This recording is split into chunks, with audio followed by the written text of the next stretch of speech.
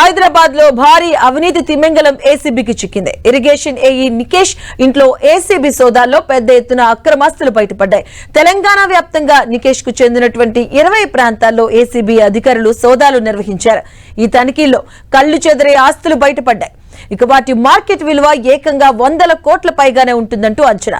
నీటిపారుదల శాఖలో assistant engineer గా నికేష్ ఆదాయానికి మించిన ఆస్తులు కలిగి ఉన్నాడని ఆరోపణలతో ఏసీబీ రంగంలోకి దిగింది.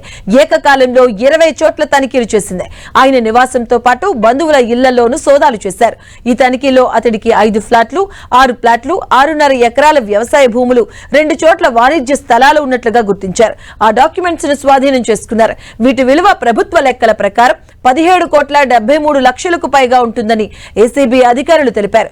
అయితే మార్కెట్ విలువ మాత్రం 300 కోట్ల వరకు ఉంటుందంటూ అంచనా.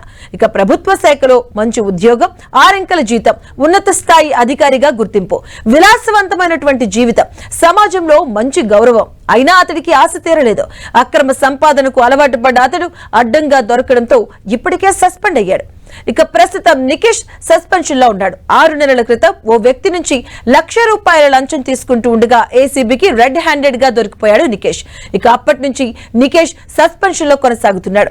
ఇక సస్పెన్షన్ లో ఉన్న ఈ అధికారి అసలు సంగతి ఏంటని సోదాలు నిర్వహించగా కళ్ళు బైర్లు కమ్మేలా అక్రమాస్తుల చిట్టా బయటపడింది. ఏకంగా 100 కోట్లకు మించి అక్రమాస్తులు ఉన్నట్లు తేలింది.